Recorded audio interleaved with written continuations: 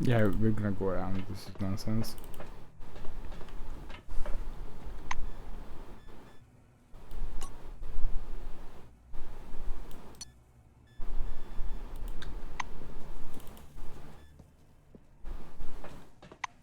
Why can't I drag this to my quick actions? Oh, that is. Never mind.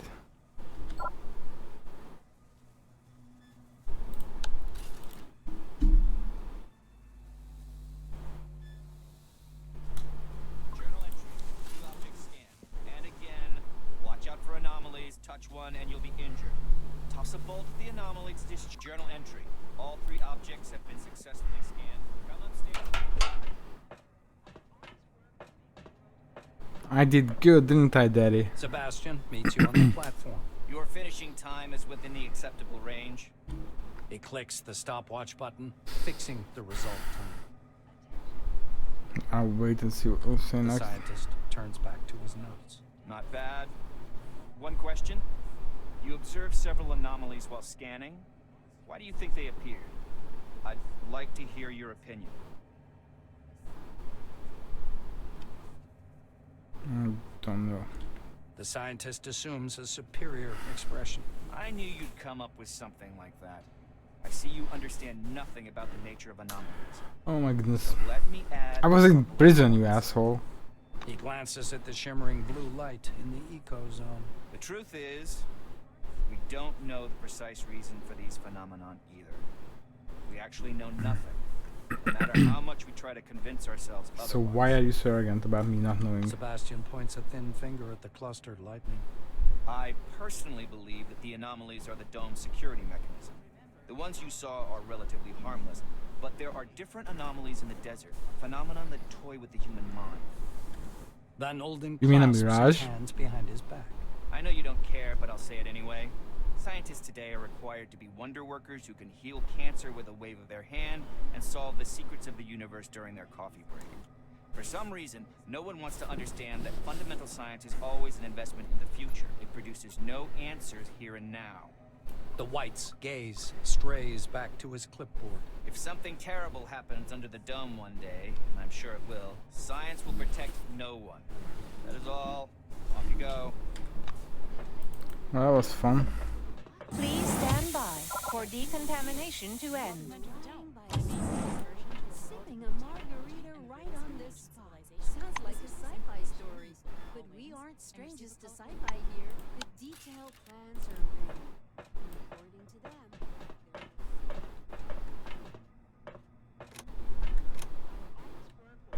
them,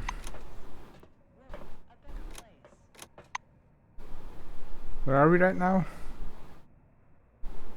Garage door. Through here? Welcome under the dome. Ed, spit it out. I can see that something's bothering you. Well, employee, please come here. There's an urgent task for you. Who said that? Well, hello there. A tall blonde man. A tall blonde man. I really tall. A tall blonde man in his 40s mechanically touches the brim of his black cap. Mechanically? So not, okay, electronically. Then extends his hand for a shake. His fingers are rock hard. He withdraws his hand as soon as you touch it. The badge on his broad chest reads Adolf Schmitz, head of security. Schmitz is studying you back disapprovingly, it seems. He wipes a bit of lint off your shoulder and adjusts the collar of your jumpsuit. Your uniform could use a wash, badly. I'm Adolf Schmitz, head of the security service. You were to be sent to Magellan, but there was a change of circumstances. The black nods towards the doors behind him. I've got an urgent order for you. Your help is needed at a nearby object. Mr. Kingsley is waiting right now to give you your assignment. He'll tell you everything himself. Adolf steps aside, glancing down at your boots. He shakes his head morosely. Ask why he needs you, but not the other arranged to ride with you. Schmitz folds his arm and nods mockingly at the door again. Because you don't want to end up in the detention cell in Magellan, right? That's what I thought. Agree. Schmidt steps aside, inviting you to enter. Come in, please. The video phone is on the wall over there.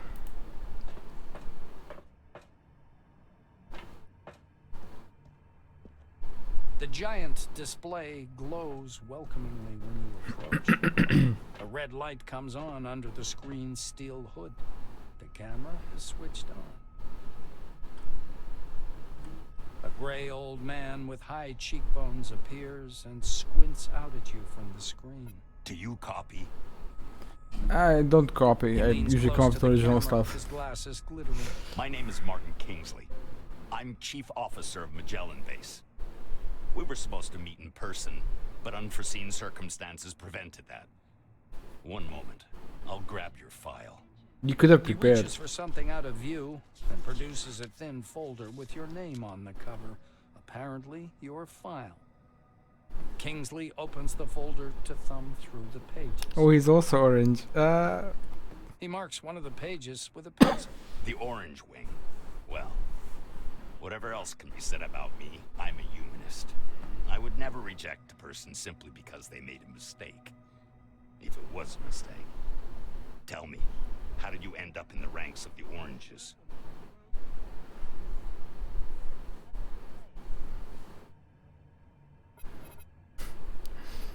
Okay.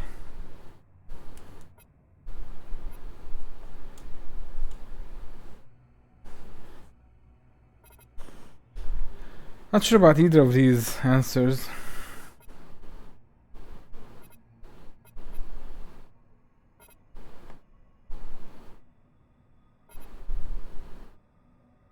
Having received no clear answer, Martin draws a long line across part of your file. Kingsley closes the file and folds his hands in front of him. Thank you for your reply. I learned a little more about you. Now I want you to learn a little bit more about us. Keep in mind, this is not a rehearsal. I don't trust this guy. He's gonna be very mean now to He me. assumes a serious expression. Don't be mean to me. When the dome was discovered in 1971, it became a scientific and media sensation, a worldwide phenomenon, and likely the most significant discovery in the history of mankind. Kingsley drums his fingers on the unseen desk, his gaze focused somewhere beyond. I see. You were enticed here by radio advertising, telefilms, and all those interviews, billboards at every turn. Crotus wants the world to see the dome as a stage where something merry and fascinating is going on. But now that you're actually here, I want you to see the real picture. Why now? You can't make out his eyes behind the glare on his spectacles, but he seems to be staring directly at you. Here's the truth. Nobody was waiting for us inside the dome. It's neither a treasury of technologies nor a cemetery of the ancients. Perhaps what we're doing now is defusing the world's most complicated bomb. Will our mission thrive? I believe so. If we work together and everybody does their part. He looks back at your file. I say, do what must be done. Because that's what the concept of the 5 wings is all about. Kingsley points at the camera. You're from Orange Wing. Your duties involve taking risks, and you'll more often face difficult grunt work. I don't think this mission requires an Orange participant, but my superiors are forcing my hand. Someone on the committee suggested it would be a good idea to use your performance over the next few days as a positive example. If it were up to me, I wouldn't send you. But alas, consider your mission to be of propagandistic nature. Putting the folder aside, he sits back and stares at you in silence. It gets so quiet that the ticking of a clock can be heard through the speakers. Kingsley sighs quietly. You were probably waiting for some boilerplate welcome speech. But I prefer to talk about real-world problems. Glad to meet you. Martin nods slowly. I apologize once again for this long-distance meeting. Now, as we don't have much time, I'd like to get to the point. I'm sure you're curious why you were taking off the bus to Magellan and brought here I wasn't instead. taken off. I wasn't even on it. He moves closer to the camera. I'm going to show you a short video. Please pay attention. Kingsley's face freezes on screen. I have an urgent mission for an employee of your background and qualifications. I'd have assigned someone from Magellan, but I'm short on personnel. That's why it has to be a newcomer. I apologize again for the rush, but it seems I have no choice. Martin noisily clears his throat. Maybe you've heard about Nashville Base. While preparing the materials for this mission, I came across a short documentary film about the complex. I think you should watch it. The Fine. speakers produce a hollow click. Purple, gray, and black spots flicker on the screen. A blurred title, The Cronus Archive 1971 to 1974, was used in the production of this recording, appears at the bottom. The shadow of an airplane flies across the faded yellow desert. A cheery voice fills the room. Every day, our researchers uncover more and more of the dome's secrets. There is no doubt the underground structures, so-called objects, are organized according to some pattern. Though early on, the importance of the relics to scientific research was considered insignificant. The desert dims into the black of a chalkboard. White lines drawn by an invisible hand begin to sketch a schematic of the dome. The narrator continues. By 1972, however, many important discoveries had come to light in a period of only a few months, and the construction of stationary research bases adjacent to the more promising objects began. Personnel moved into Ankara in May of 1972, and within half a year, Boston and Dessau were also brought into service, though the biggest discovery was yet to come. The picture changes to a chasm suffused with electric light, people bustling about. Oh, look, oranges. The speaker's voice seems to come from a distance. In November of 1973, a massive network of underground caves and a structure of hitherto unseen complexity was discovered in Sector C-12. Soon afterwards, the construction of C-12 Nashville began. The camera glides through dim caverns as the silhouettes of bizarre mechanisms emerge. Metal structures loom up from the dark, I've been sitting too much. surrounded by earth-moving machines and exhausted miners wearing orange jumpsuits. The speaker continues.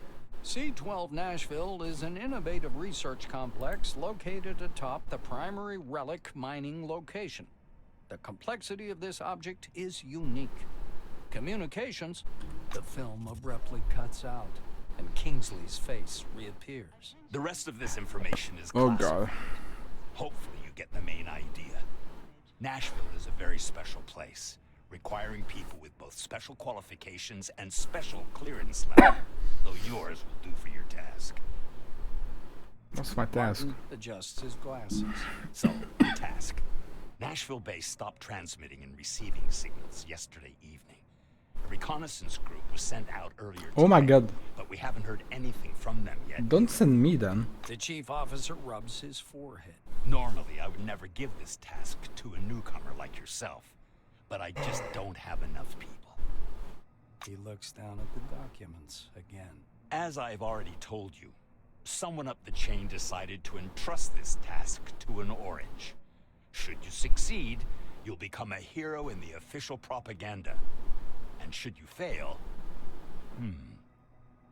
you'll become a martyr, I suppose. Martin falters, choosing his words carefully. You have to understand, the terms of the Orange contract involve a certain level of risk. Fatal risk. You piece of shit. Kingsley is looking into the camera once more. Your task is to get to Nashville, figure out whatever's behind the communication problem, get in touch with the group, and work with them to solve the problem. The chief officer carefully returns the documents to the folder. You notice his hands tremble slightly. Go downstairs. The truck must be waiting for you in storage. This task is urgent, but a small delay is acceptable if there's anything you need to settle here first. I'm ready. That is all. Any questions? Kingsley's hand reaches toward the camera. Great to hear. Take care of yourself. I'll talk to you later. Or will you?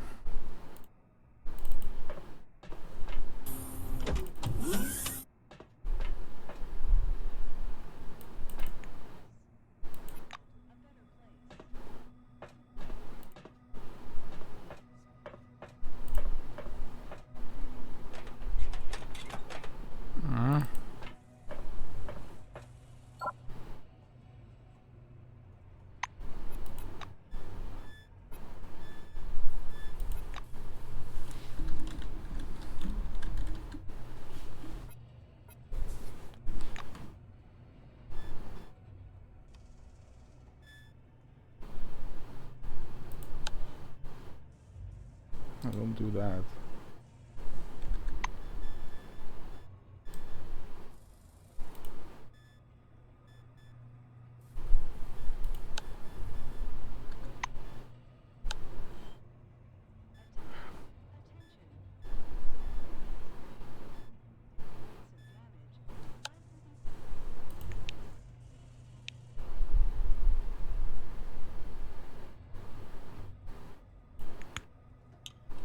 Oh, don't I need the electronic one for this? Oh man. How do I level up?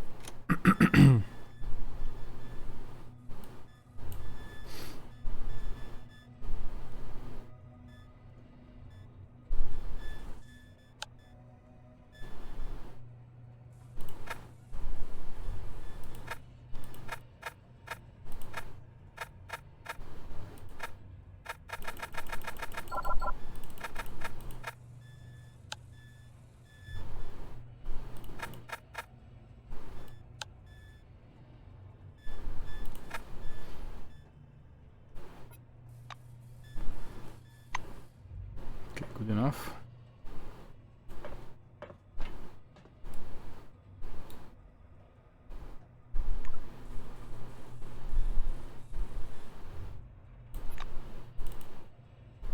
Wonder if that counts as stealing.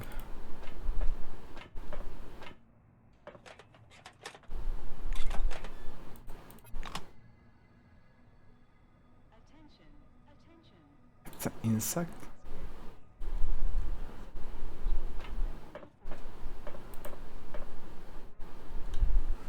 The truck is covered with desert dust, and its engine is still burning hot. It feels like the car has come a long way before it got here. When you put your hand on the cockpit, an almost imperceptible noise, like the rustle of the ocean, fills your head. A slight tingling sensation occurs on the tips of the fingers, as if from a weak current. Is this not where we're meant to be? Or maybe we need to go through here?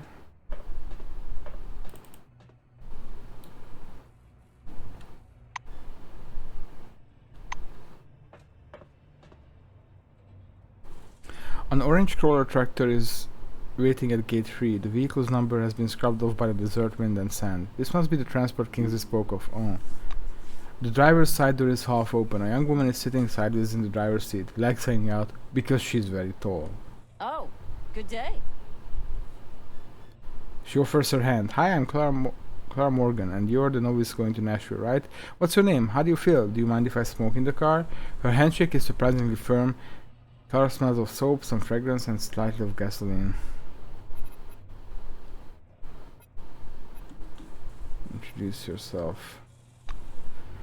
She smiles. Glad to meet you too. How did you like the load capsule? And the funicular? I got nuts. You want some? Or candy? Oh, I got chocolate covered fruit. Try some. Did you know candied fruit are dried, then boiled in syrup?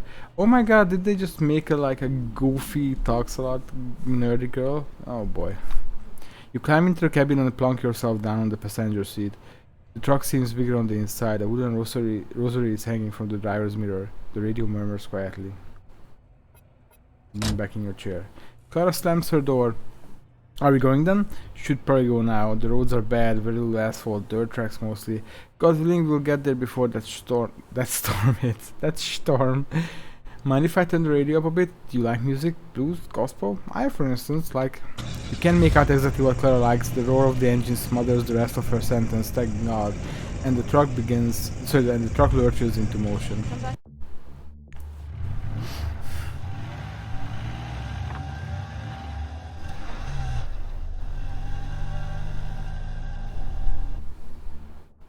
The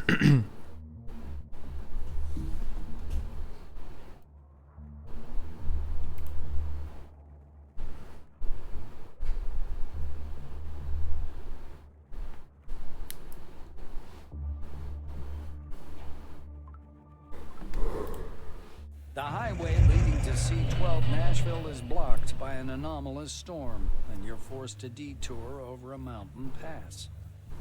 Soon, the radiator boils over, and you have to stop. Oh man. Clara lifts up the hood and thoroughly examines the steaming radiator. The engine's boiling, so we'll have to wait. You do know what happens when a car boils, right? It's... The Blue shuts her mouth abruptly and stares anxiously at the dark funnel cloud dancing on the horizon.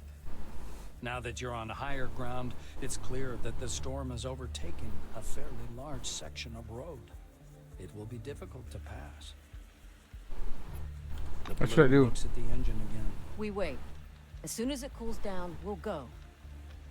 This storm worries me more, but it's not an insurmountable problem.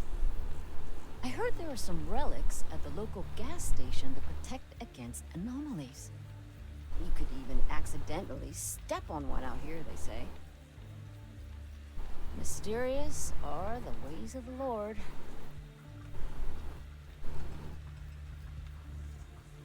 I'll leave saying I'll go to the gas station and figure everything out.